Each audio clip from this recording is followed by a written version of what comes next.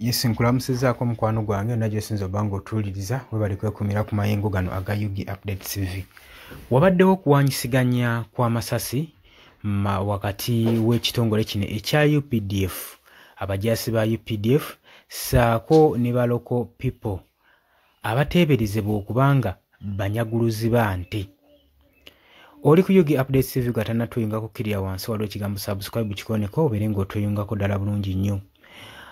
Mu Abimu District okuwanyisiganya kw'amasasi gye kubadde gye kwabadde olunaku olw'Emmande mu kiro ekyakeesa. Uganda People's Defence Force soldiers bawanyisiganya amasasi ne basuspect abakalamojja abagambibwa okubanga bano banyaguluzi b'ente eri mu Kathi Yipusi Kamukoko sub-country mu Abimu District. Era nga kigambibwa omwana wa myaka 9 be bakwatiddwa, emyaka gyabadde 9. Report efulumiziddwa ekitongole ekya Uganda People's Defence Force nga 18 March 2025 bagamba nti nno kuno okuwanyisiganya kwabaddewo wakati w'essaawa 10:45 gw'ekawungeezi ng'ennaku z'omwezi 17 nga troops okuva mu 85 battalions headquarters we babadde bapatrollinga mu kiro bwe basangidde abanyagulizi abadde bagezaako okubanga banyagulula ente gwe mukwano gwange ali eyampuliza. Okusinziira ku kuwanyisiganya, basuspect abadde banyagulula ente batuukiriddwa era ne bakwatibwa. Abalala bagezezaako okubanga badduka ne beescapinga, batolose ne badduka. Naye mu kudduka bagenze bawanyisiganya amasasi.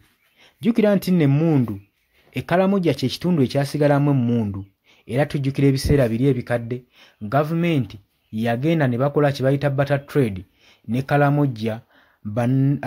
Abatuuze b'e Kalamoja abawangaalira eyo ne bawanyisiganya ne gavumenti ne bakola kye bayita barter trade nga babawaamu akasawo ka kawunga bo ne bawaayo emmundu yaabwe eri gavumenti.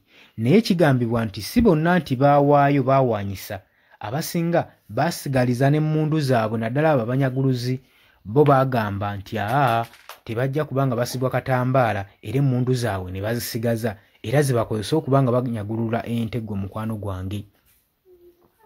Okuwanyisiganya ne shootings ezabaddewo bakutte abaana b'omwaka 9.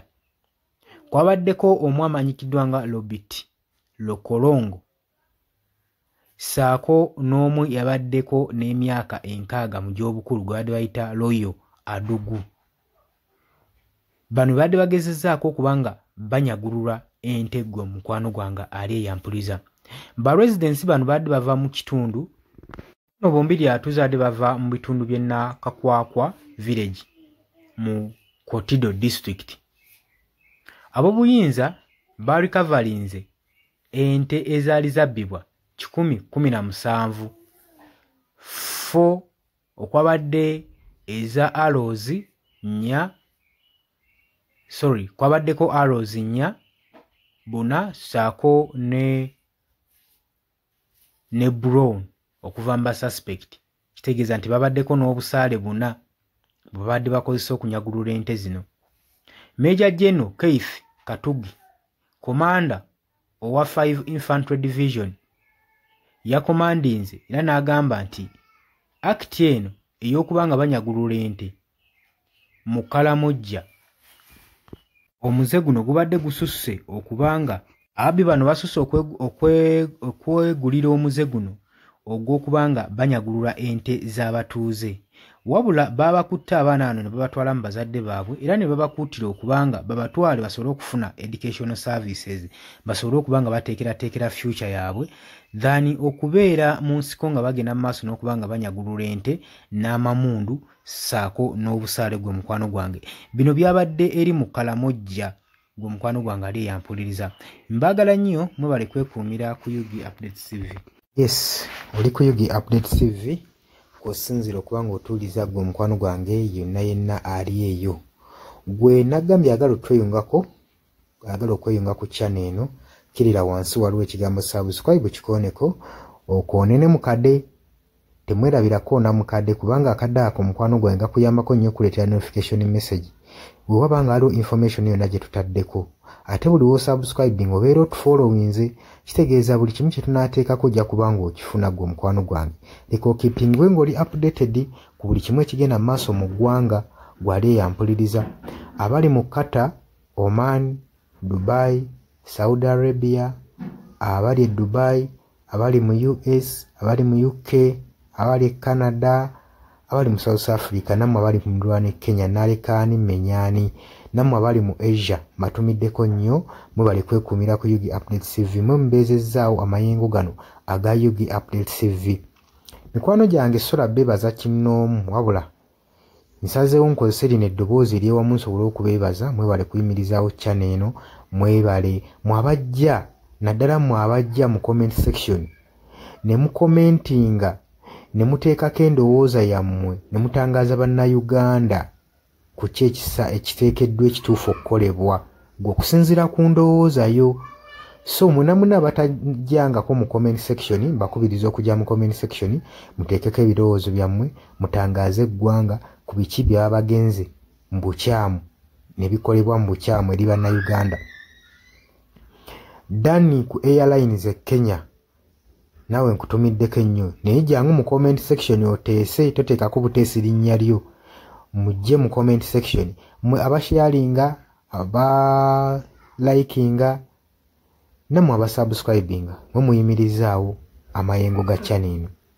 Enamba y'essimu gye mbateeredde awo eya nooti 726, nooti emu 679. Eyo enamba ya WhatsApp eri mu kimyufu. Ye namba gy'ogenda oyita kuba gy'osobola okuyitako gwe mukwano gwange ayagala okulanga wamu naffe. Gw'alina bizinensi yo ng'ogyagala tugikulangire nga wandyetaaze ogikulangira. Eyo namba gy'oba oyitako ku WhatsApp osobole okuba nga naye bizinensi yo gikuba abantu tugikulangire gwe mukwano gwange ali eyo ampuliriza. Ne ngenda mu maaso n'okulabula abantu ku biki ebigenda mu maaso mu ggwanga, naddala ng'akalulu kano aka 2026 katuukuse kengedde. Kati buli muntu alina kubeera vigilant, olina kubeera bulindaala, oleme kutunda mwoyo gwo mukwano gwange. Waliwo abatunda emyoyo gyabwe olw'M1,1500 sukaali. Gwe beera ng'omanyi akaseera we kanaatuuka akakuba ballot paper, beera nga manyi omuntu ng'omanyi omuntu ogw'ogenda okuwa, gw'ogenda ottiikinga, gwe gw'olaba asobola okukulaakulanya ekitundu kyo constituency yo, gw'olaba agenda otwala eggwanga mu maaso. Bannange tusibwa nnyo akatambaala mu mutwe mu biseera nga bino.